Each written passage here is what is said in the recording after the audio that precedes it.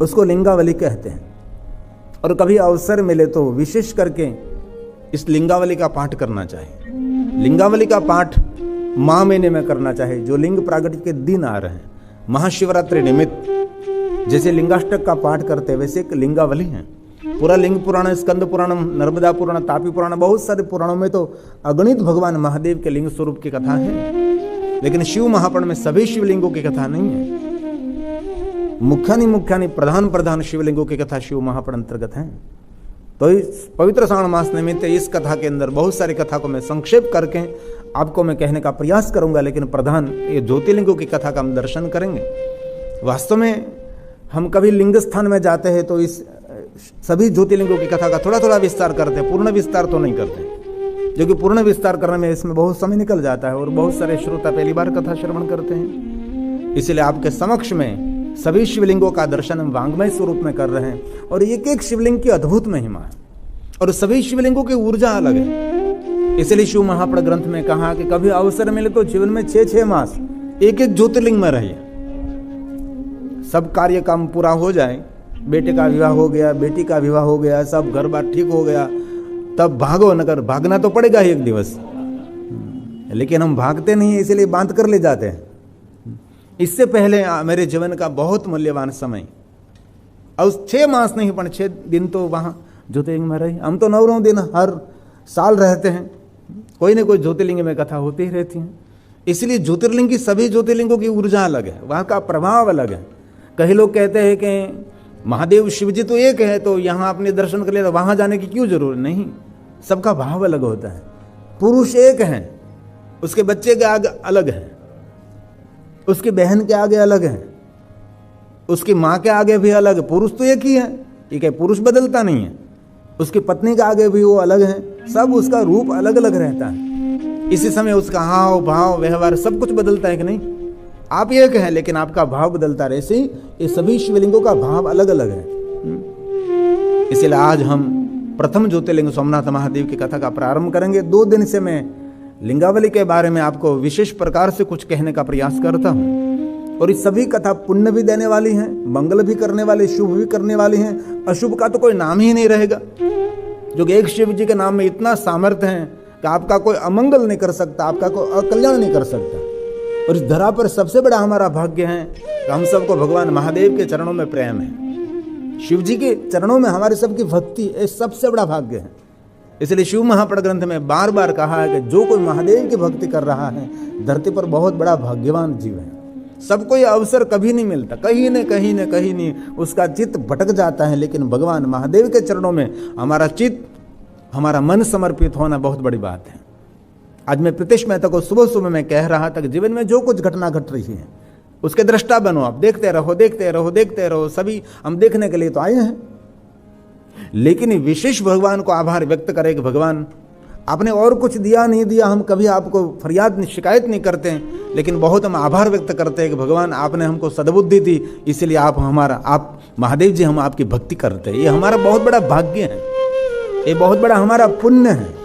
इतना तो भगवान को कहे कि भगवान आपने कितनी कृपा की, हम आपका भजन कर सकते हैं, हम आपको याद कर सकते हैं, हम सबको इतनी सद्बुद्धि मिली है कि हम आपका स्मरण करें।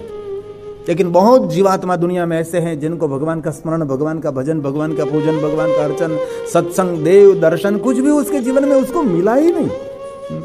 हम सबको इतना कुछ मिला है तो भी जीवन में कहीं न कहीं हम डिस्टर्ब रहते हैं, कहीं न कहीं विक्षेप रहता है जीवन के अंदर, सभी के जीवन के अंदर। तो जिनको कुछ भी नहीं मिला होगा उसकी हालत, उसकी मानसिक स्थिति क्या होगी। जिनको भक्ति नहीं मिली, भगवान का नाम नहीं लिया, परमात्मा के चरणों में प्रेम नहीं है, जिनके जीवन में आध्यात्मिक शक्ति, सत्संग कुछ भी नहीं है, वो मानसिक कितना दुखी होता होगा। हम सब पर भगवान की विशेष कृपा समझो कि हम सभी भगवान का भजन कर सकते हैं, हम भगवान का स्मरण कर सकते हैं, हम सत्संग कर सकते हैं, हम धर्म पुराणों का अध्ययन कर सकते हैं। भगवान की विशेष कृपा समझिए। बहुत लोग ऐसे उसके पास ये बुद्धि नहीं है। मुर्गा चरंती, जैसे घनघोर जंगल में जो मुर्ग घास खा रहा है वैसे ही अपना जीवन विचरण कर रहा है, ऐसे बहुत लोग दुनिया में आपको मिलेंगे। उसकी मानसिक स्थिति कितनी दुखी रही होगी। तो आइए मैं ज्योतिर्लिंगों की कथा का प्रारंभ करूं, जो कि विशेष प्रकार से ज्योतिर्लिंग की कथा श्रवण करने से, जिस ज्योतिर्लिंग की कथा सुनते ज्योतिर्लिंग की यात्रा का फल मिलता है।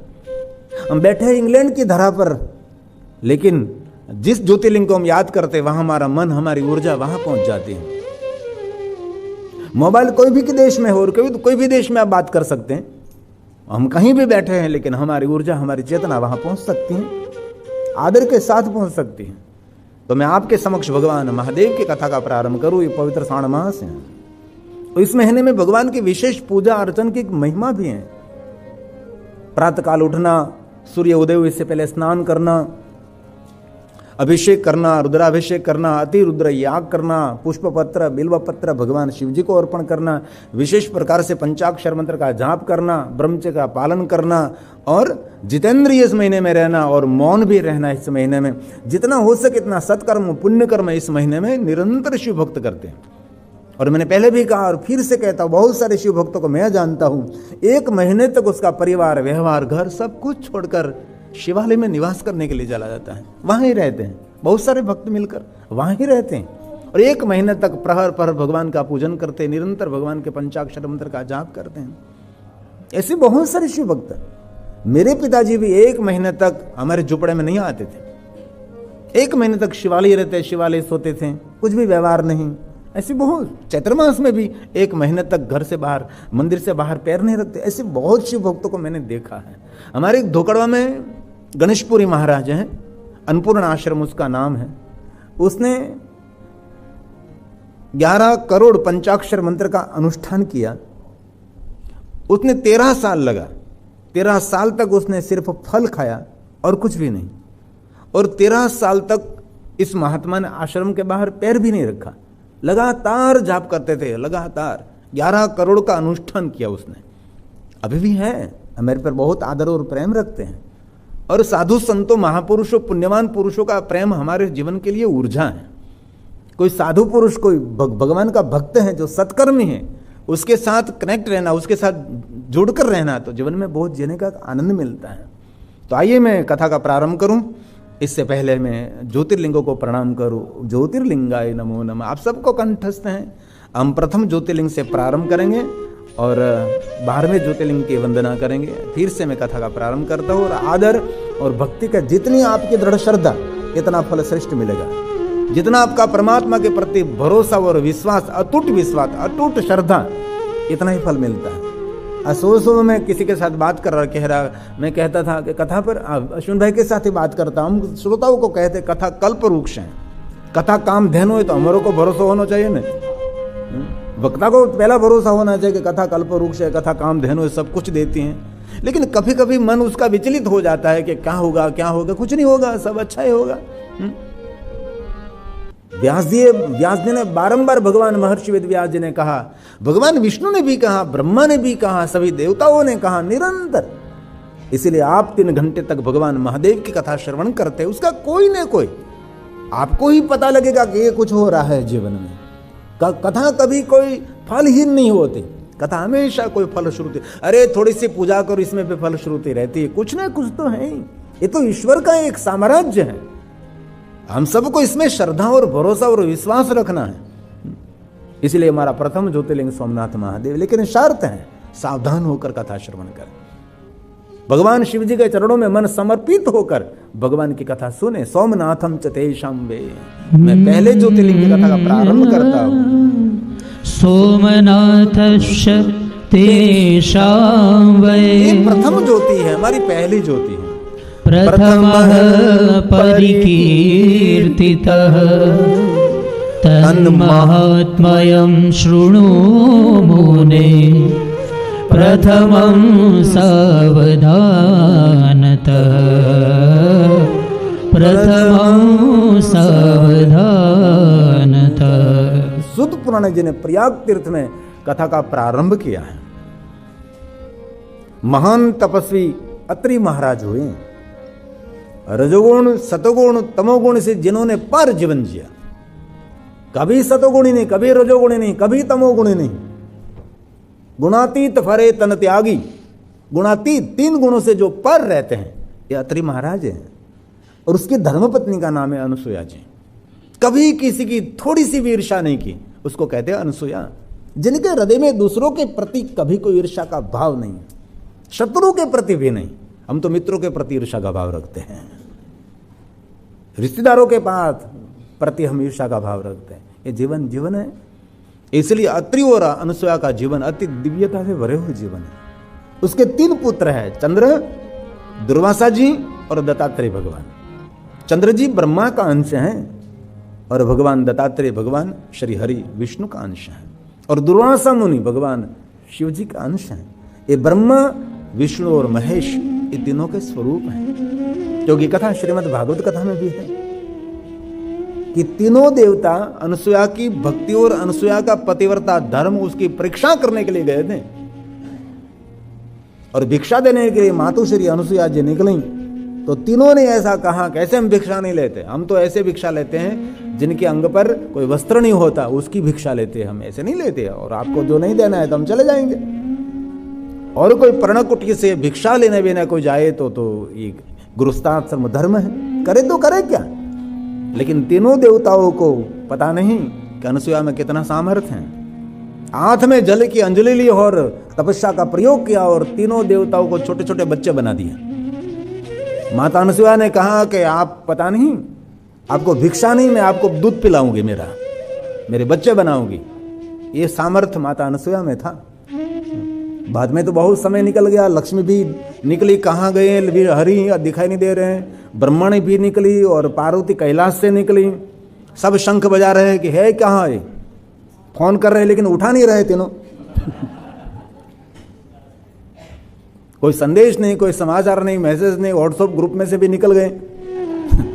तीनों देवियां परेशान हो गए कि है कहाँ, लोक में, तीनों लोक में, इधर उधर, यहाँ वहां।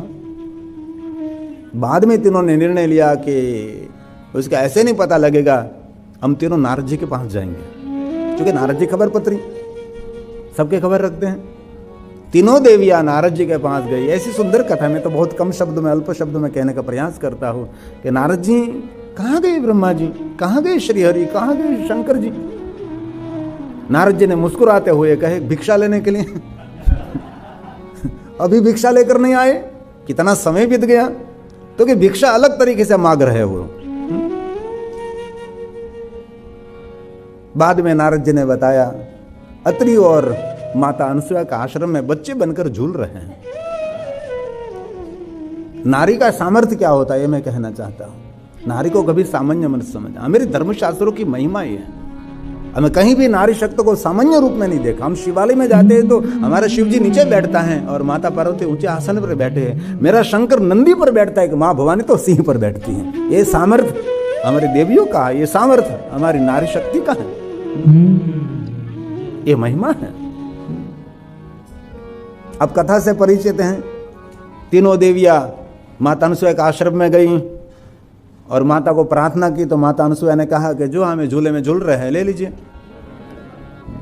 तीनों देवियां की पहचाने कैसे, कौन ब्रह्मा, कौन शंकर, कौन विष्णु, तीनों बच्चे एक सरखे बना दिए थे। बाद में तीनों देवियां ने प्रार्थना की मां को, और मां ने कहा, कहो उस तीनों का अंश स्वरूप मेरे ही संतान बनेंगे तो मैं उसको मूल रूप में प्रकट कर सकती हूं।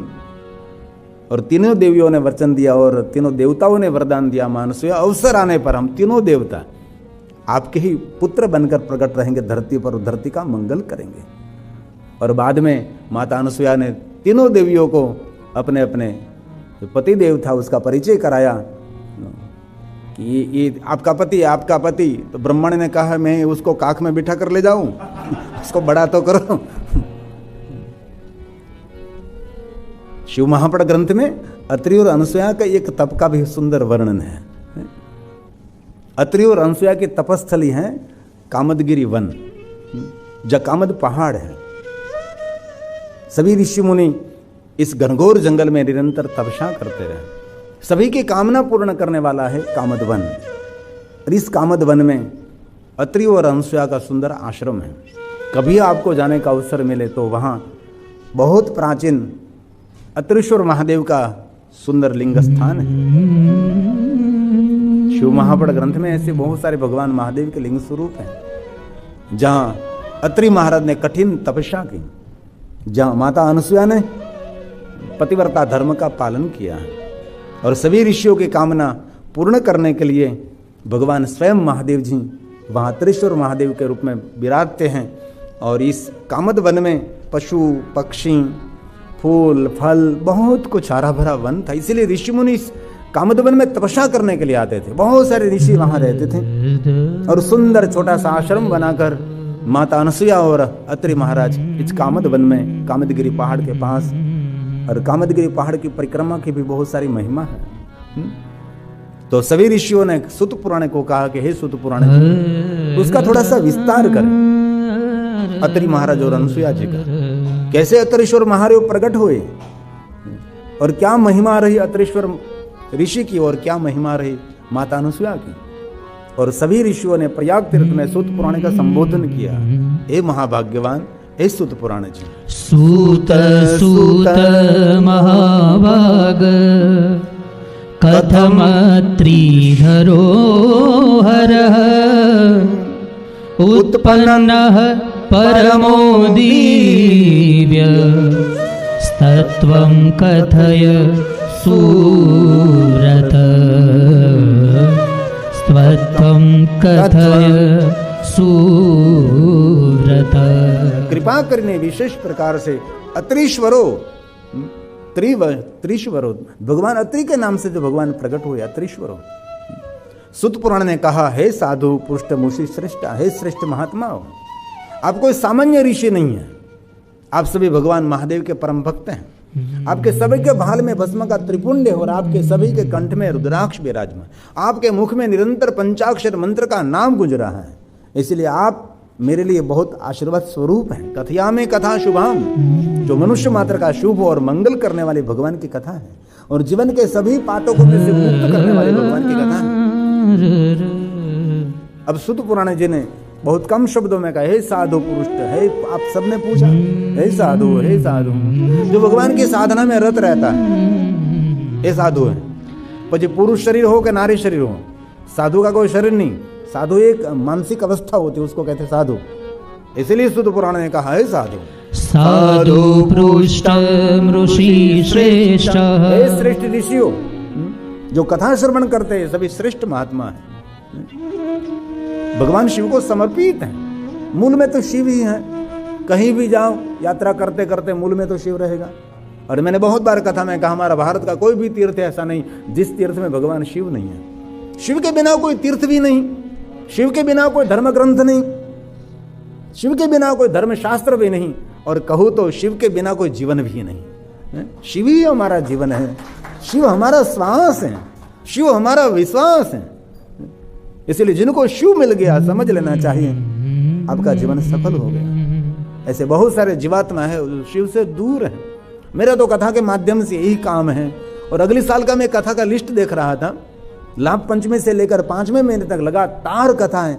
इसमें बड़े बड़े धुरंधर 5 महात्माओं की 5 कथा। मैंने कहा इस साल अगले साल तो ज्यादातर मेरी कथा का आयोजक सन्यासी महात्मा ही है, बड़े बड़े महात्मा मेरी कथा का आयोजक है। ना दादा तो परिवार करते हैं, कोई व्यक्ति करते हैं, लेकिन अगले साल की विशेषता मैंने ये रही, मध्य प्रदेश में, झारखंड में, कहीं दूर दूर दूर। और जिसको मैंने कथा, जिस पूरे कथा के लिस्ट में 5 कथा ऐसी हैं जो धुरंधर महात्मा लोग हैं, जो बड़े प्रतिष्ठित महात्मा लोग हैं, वो कथा लेने के लिए आए।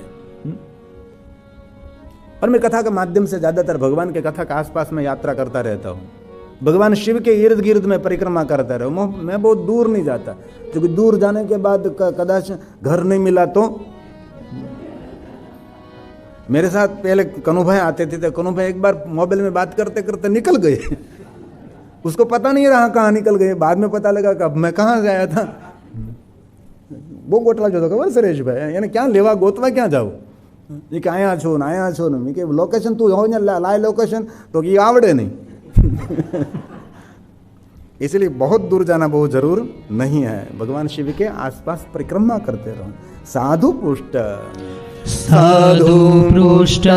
ऋषि श्रेष्ठ कथयामि कथां शुभां यां कथां सततं श्रुत्वा पातकैर्मुच्यते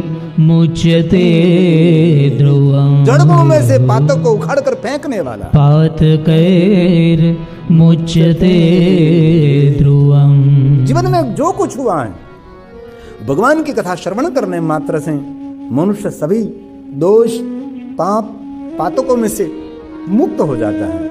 इसलिए जो भगवान महादेव की कथा श्रवण करते हैं उनको घबराने की कोई जरूरत नहीं है। आप शिव जी के चरण में हैं, भगवान महादेव के सानिध्य में आप हैं। तो अत्रि महाराज और अनुसुया जी सुंदर एक छोटा सा आश्रम बनाकर कामद वन में निवास करते थे। और अत्रि महाराज का कार्य था, जो विप्र वृंद थे, सभी ब्राह्मणों के बच्चे थे, उसको विद्या सिखाना। पूजा पाठ मंत्र पाठशाला चलाते थे, विद्या का दान करते थे सभी ऋषि पुत्रों को। और बहुत सारे विप्रजन वहां रहते थे। और माता अनुसुया क्या करती थी? सभी बच्चों की सेवा करती थी। अत्रि महाराज पढ़ाते थे सबको, और सभी ऋषि यही काम करते थे, विद्या देने का काम करते थे, पाठशाला ही चलाते थे, सभी बच्चों को पढ़ाते थे। और बहुत सारे विप्र कुमार इस अत्रि के आश्रम में रहते थे। और माता अनुसुया सबके लिए भोजन की फल की व्यवस्था करना, आश्रम को संभालना, माता अनुसुया जी संपूर्ण सेवा करते थे सबकी। और दोनों अत्रि और माता अनुसुया जी बहुत प्रसन्नता आनंद के साथ रहते थे। कामद वन था, फलों की कोई कमी नहीं थी, सुंदर दिव्य वन था, सब सुख देने वाला, कामना पूर्ति करने वाला था। लेकिन ये प्रकृति का तांडव कभी कभी समय समय पर बदलता रहता है। ये प्रकृति हमेशा करवट बदलती रहती है, ये तो होता ही रहता है, पहले से नियम है। तो कामद वन में 1 साल बारिश नहीं हुई। 1 साल तो निकल गई, दूसरी साल बारिश नहीं हुई, तीसरी साल बारिश नहीं हुई, और बारिश नहीं होते होते 100 साल निकल गए। कोई वृक्ष भी नहीं जीवित रहा, पूरा जंगल सूख गया। सभी पक्षी वृक्ष को छोड़ जंगल को छोड़कर दूर दूर चले गए। और वनवासी भी वन को छोड़कर भागने लगे। धीरे धीरे वन निर्जन होने लगा, जो कि निर्जल हो गया था। जहां जल है वहां जीवन है, जहां जल नहीं वहां जीवन कैसे हो सकता है? जंगल में से पशु पक्षी सब, जो पक्षियों का कलरव था, सब कुछ बंद हो गया, सब कुछ शांत हो गया। अभी 2 साल पहले 200 किलोमीटर 12-13 घंटे तक पवन हमारे जंगल में रही थी, इतने विस्तार में ही। राजूला, विजयपड़ी, सावरकुंडला, अमरेली तक रहा था। एक ही जगह पर वो चक्रवात रह गया, 200 किलोमीटर का निरंतर, कुछ भी रहने नहीं दिया। सब कुछ 2 साल पहले कुछ भी नहीं, सब कुछ छिन्न भिन्न कर दिया। जो मेरी 15 साल से हमारी मेहनत जो बिलवृक्ष को बड़े करनी थी, वो भी सब धराशायी कर दी थी, सब धराशायी, खत्म हो गया पूरा जंगल हमारा। पूरी रात पहुंच चलते, सुबह में शांत हुआ 11 बजे, तब जिस कमरे में जो से वो बाहर नहीं निकल सके। तो सुबह में बाहर निकला, देखे तो पूरा जंगल सो गया था, एक भी वृक्ष खड़ा नहीं था।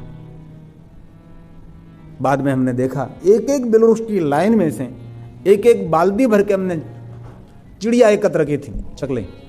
इतने पक्षी मर गए थे, कोई कलरव नहीं, सब कुछ शांत हो गया था। इतने बगले, मयूर, इतने पक्षी, और बहुत समय तक कोई पक्षी का आवाज भी नहीं सुनाई देता। और एक एक वृक्ष को पकड़ कर खड़े किए, और बहुत सारा मेहनत करके फिर जंगल को हमने खड़ा कर दिया। पूरी गौशाला छिन्न भिन्न हो गई थी, फिर से ठीक किया। इसलिए धरती पर जो प्रकृति का तांडव होता ही रहता है। माता अनुसुया ने और अत्रि महाराज ने देखा तो जंगल में कोई कलरव नहीं, सब कुछ शांत हो गया। दूर दूर तक पानी नहीं मिल रहा है। अनुसुया जी दूर दूर जाती है, लेकिन कहीं से भी छोटा सा भी पानी नहीं मिल रहा है। और माता अनुसुया ने स्वयं ने कहा, अत्रि महाराज, आप तो परम ज्ञानी और परम तपस्वी हैं, आप कुछ कर सकते हैं। अब ऐसी कोई साधना करो, ऐसी कोई कठिन उपासना करो। ये पूरा जंगल सूख गया है, कहीं से दूर दूर से कहीं तक कोई पक्षियों की आवाज में नहीं, कोई जल कहीं नहीं है। पूरे वनवासी जब जंगल को छोड़कर चले गए, सब कुछ परेशान है। माता अनुसुया ने कहा, अत्रि महाराज, मैं ये दुख नहीं देख सकती, आप कुछ तो करें। अत्रि महाराज ने कहा, अनुसुया जी, अभी मैं बारिश के लिए कुछ साधना करता हूं कि पानी का अभाव, जो बारिश नहीं हो रही हो, फिर से बारिश आना शुरू हो जाए और पूरा जंगल हरा भरा हो जाए। तो अत्रि महाराज ने आसन लगाया, दर्भ का आसन लगाने से धरती के साथ हमारा कनेक्शन छूट जाता है।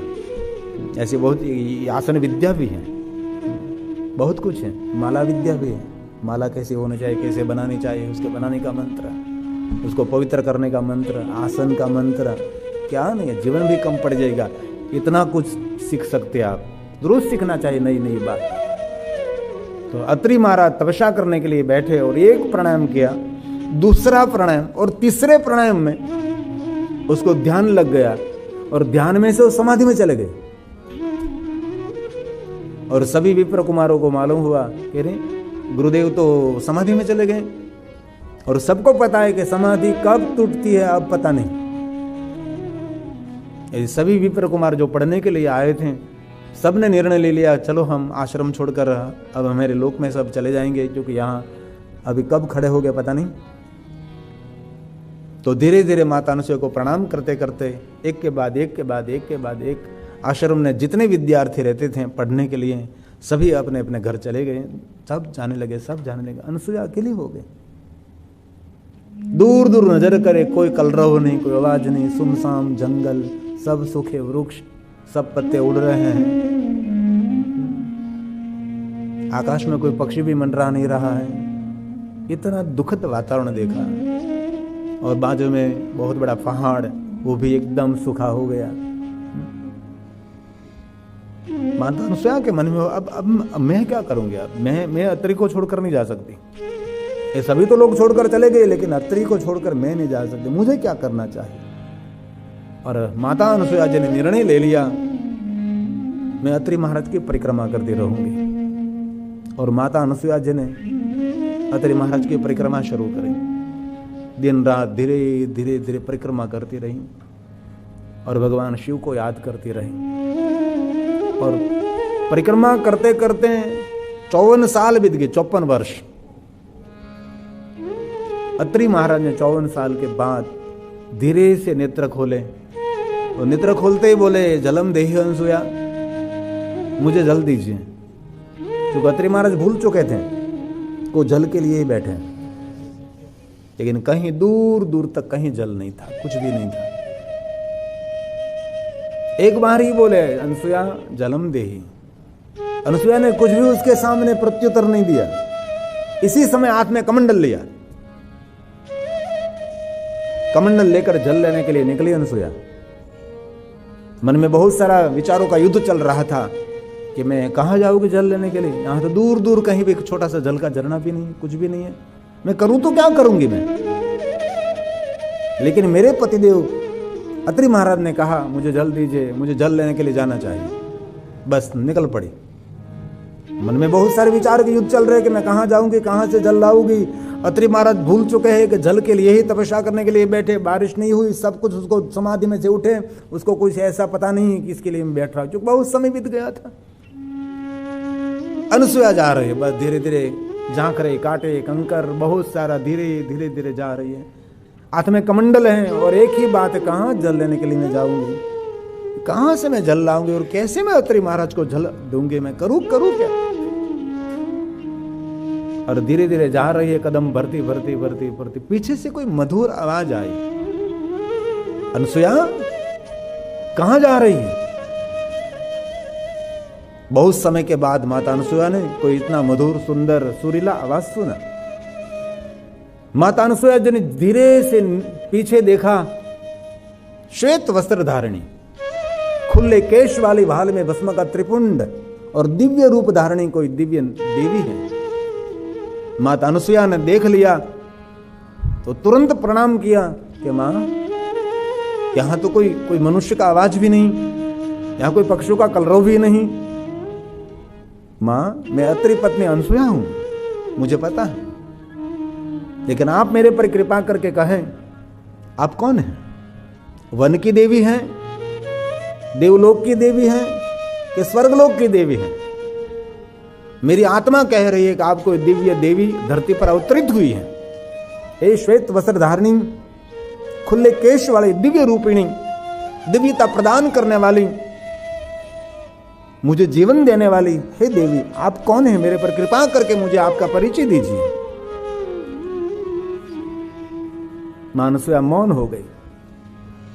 तब देवी बोली, नहीं कि मैं स्वर्ग की देवी, नहीं मैं कोई देवलोक की देवी, नहीं मैं कोई वन की देवी, नहीं मैं कोई अन्य देवी। ये अनसुया, मैं स्वयं गंगा हूं। मां अनसुया ने कहा, आप स्वयं गंगा हैं? गंगा जी ने कहा कि अनसुया आप कहां जा रही हैं? अनसुया जी ने कहा कि हे मां गंगा, मेरे पति अत्रि महाराज समाधि में थे और बहुत सालों के बाद ये समाधि में से उठे और मेरे पास जल मांगा है, इसलिए मेरे पति ने मेरे पास जल मांगा, इसलिए जल लेने के लिए जा रही हूं। गंगा जी ने कहा कि अनसुया आपको तो पता है कि कहीं जंगल में जल नहीं है, कूप भी नहीं, विरड़ा भी नहीं, तालाब नहीं, कोई जल का झरना भी नहीं, तू कहां जल लेने के लिए जाएगी? लेकिन माता अनसुया ने कहा, ए मुझे भी पता है मां कि मैं कहां जल लेने के लिए जाऊंगी। यहां दूर दूर तो कोई हरा वृक्ष भी नहीं है, एक पर्ण भी नहीं रहा, सब कुछ सूख चुका है। कहां कूप भी नहीं, कोई तालाब नहीं, कोई जल का झरना, कोई नदी की तो बात नहीं, सब कुछ सूख चुका है, कुछ भी नहीं।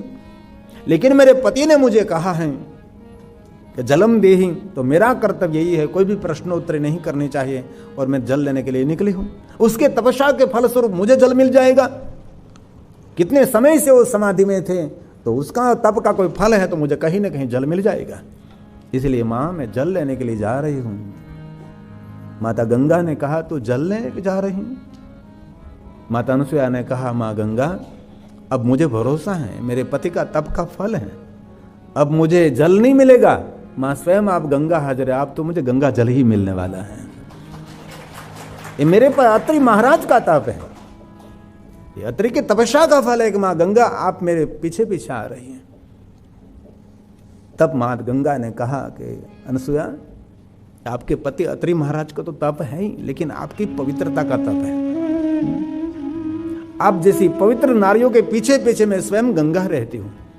सारी दुनिया अपने पातक और पाप मेरे जल प्रवाह में स्नान करने मात्र से मुक्त हो जाते। मेरे जल प्रवाह में इतने पातक और पाप एकत्र हो जाते हैं, तो मुझे कोई पाप में से मुक्त होना है तो आप जैसी पवित्र नारी का मैं दर्शन करती हूँ, तब मैं जन्म जन्मांतर के और मेरे जीवन के पापों में से मैं मुक्त हो जाती हूँ। इसलिए आप मेरे लिए प्रणम्य हैं अनसुया। आप जैसी पवित्र नारियों के पीछे पीछे मैं निरंतर रहती हूं, और मुझे देवलोक में कोई देवी नहीं, देवताओं के कोई देव नहीं, मुझे तो आप जैसी पवित्र नारी मुझे अति प्रिय है। आप जैसी पवित्र नारियों के पीछे पीछे मैं निरंतर घूमती फिरती रहती, इसलिए मैं अदृश्य अवस्था में तेरे पीछे पीछे ही रहती थी, लेकिन आज मैं आपके समक्ष प्रकट हुई हूं। अनसुया तेरी पवित्रता के फलस्वरूप तुझे आज जल मिलेगा, लेकिन सामान्य जल नहीं, तुझे आज गंगा जल मिलेगा। इसी समय मां ने गंगा ने कहा कि अनसुया जी वहां एक गर्त बनाओ, और अनसुया जी ने वहां सुंदर एक घनघोर जंगल में वन में गर्त बनाया, एक विरड़ा बनाया, खाड़ो बनाया।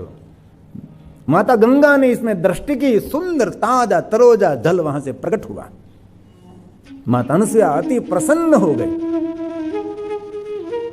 और इस विरड़े में से माता अनसुया जी ने सुंदर कमंडल जल का भर लिया, और माता गंगा को बहुत हृदय से प्रणाम किया। लेकिन माता अनसुया के मन में हुआ कि मैं मेरे पति अत्रि महाराज को ये जल प्रदान करूंगी, और अत्रि मुझे पूछेगी कि जल कहां से लाई, तो मैं अत्रि महाराज को कहूंगा कि स्वयं गंगा जी ने मुझे जल दिया है। तो मेरी बात अत्रि देव नहीं मानेंगे, अत्रि ऋषि नहीं मानेंगे। मां मुझे मन में संशय हो रहा है, तो मैं कैसे उसको कहूं कि स्वयं गंगा ने मुझे जल दिया है, मेरी बात पर नहीं मानेंगे वो।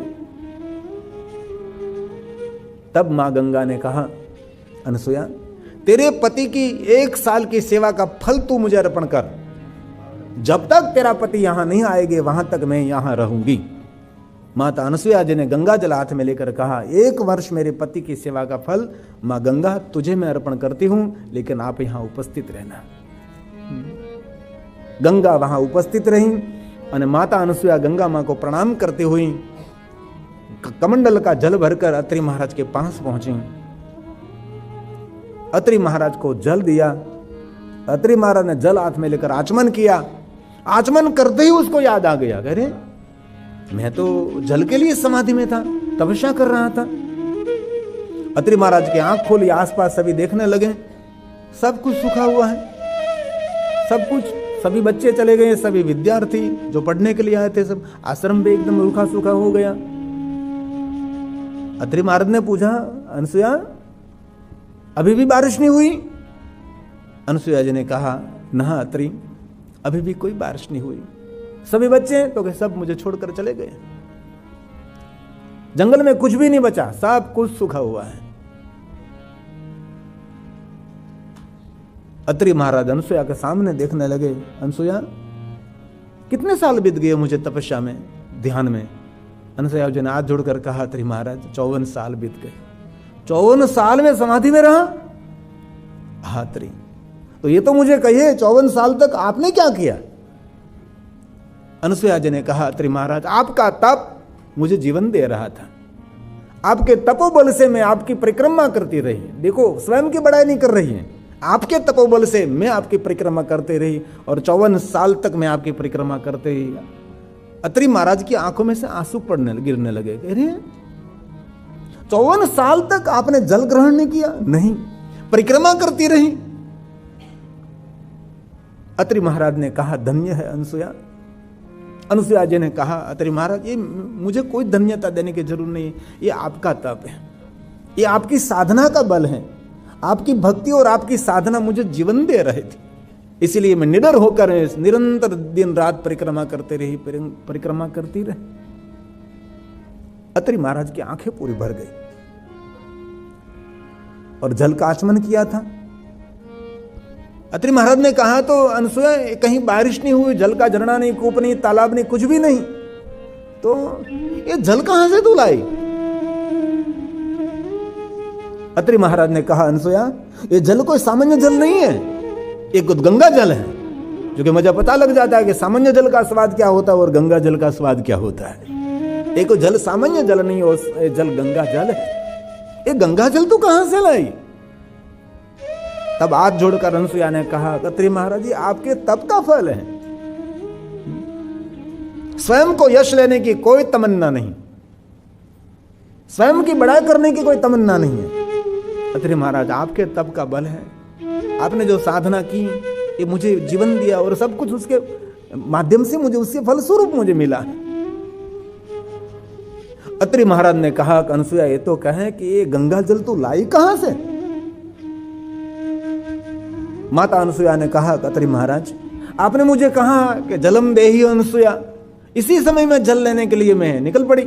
मुझे पता था कहीं जल नहीं है, कहीं कूप नहीं, कोई बिरड़ो नहीं, कोई कुछ भी नहीं, जल का झरना नहीं, पूरा जंगल सूख चुका है, लेकिन आपने कहा जलम देहि, इसी समय में निकल गई। बस जहां रही थी, विचारों का युद्ध तो चल रहा था, लेकिन आपके तप के फलस्वरूप मेरे पीछे पीछे स्वयं गंगा जी आ रही थी।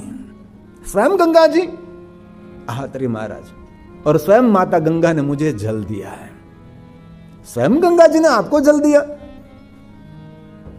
अत्रि महाराज ने इसी समय कहा, संभव ये कभी हो ही नहीं सकता। हम ऋषियों ने कितना कठिन कठिन तप किया तो भी गंगा की कोई झांकी नहीं हुई, गंगा का दर्शन नहीं हुआ, और तुझे गंगा का दर्शन ऐसे कैसे हो सकता है? मैं नहीं मानूं।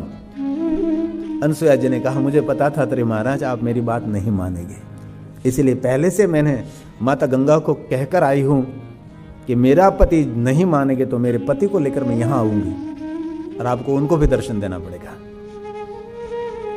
और आपकी सेवा का 1 साल का फल मैंने माता गंगा को अर्पण किया है। वचन बंध हुई है मां, इसलिए अत्रि महाराज आपको मेरे पर कोई भरोसा नहीं है तो आप अभी मेरे साथ चलिए। इतना तप तो भी देखो जाइए, हम तो छोटी छोटी बातों में कितने झगड़ पड़ते हैं, कितने लड़ पड़ते हैं। ये कोई जीवन है?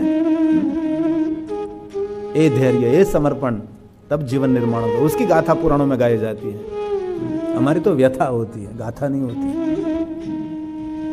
अत्रि महाराज को साथ में लेकर जहां मां गंगा प्रकट हुई थी वहां पहुंचे अत्रि महाराज और माता अनसुया जी, और सुंदर एक गर्त था, पूरा गंगा जल से भरा था। अत्रि महाराज यहां गंगा जी प्रकट हुई, देखो ये गंगा जल है। अत्रि महाराज ने इसमें जल लिया, गंगा जल है। अनसुया मुझे गंगा जी का दर्शन करना है, अभी दर्शन होगा। इसी समय माता अनसुया जी ने गंगा मैया को प्रार्थना की, मां तू निरंतर मेरे आसपास है, हे मां आप यहाँ प्रकट होकर अत्रि महाराज को दर्शन दीजिए। और माता अनुसुईया की प्रार्थना से स्वयं माता गंगा वहां प्रकट हुई। अत्रि महाराज ने कहा, धन्य है अनुसुईया, तेरा ताप और तेरी पवित्रता, तेरा समर्पण और तेरी सेवा, किन शब्दों में मैं धन्य धन्य कहूं अनुसुईया आपको। और अत्रि महाराज ने कहा कि मां गंगा, मेरे प्रणाम का स्वीकार करें, आपका दर्शन करके मैं धन्य हुआ हूं, लेकिन एक हमारी विनंती है, आपकी उपस्थिति में मैं और अनुसुईया दोनों पार्थेश्वर महादेव की पूजा करना चाहते हैं। ये जल है तो मां आप उपस्थित रहे और आपकी उपस्थिति में मैं पार्थेश्वर महादेव निर्माण करूं। अत्रि महाराज ने पास में से मिट्टी ली, गंगा जल लिया और सुंदर पार्थेश्वर महादेव निर्माण किए, पीठ और लिंग निर्माण किए, भगवान पार्थेश्वर महादेव निर्माण किए और सुंदर गंगा जल से अभिषेक किया और बहुत सारे पाठ किए, बहुत सारे स्तोत्र का गायन किया माता गंगा की उपस्थिति में। इसलिए हम कभी कभी हमारे जीवन में कोई महापुरुष की उपस्थिति में यज्ञ करते, महापुरुष की उपस्थिति में पूजा करते, महापुरुष की उपस्थिति में उनको सत्कार करना चाहते हैं। ये हमारी शास्त्रीय परंपरा है।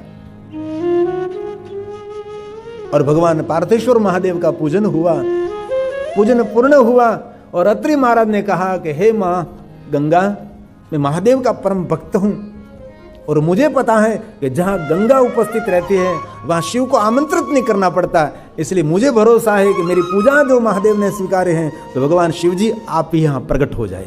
इसी समय भगवान शंकर वहां प्रकट हुए और अनुसुईया जी और अत्रि महाराज ने गंगा जी और भगवान शिव जी को प्रणाम किया है।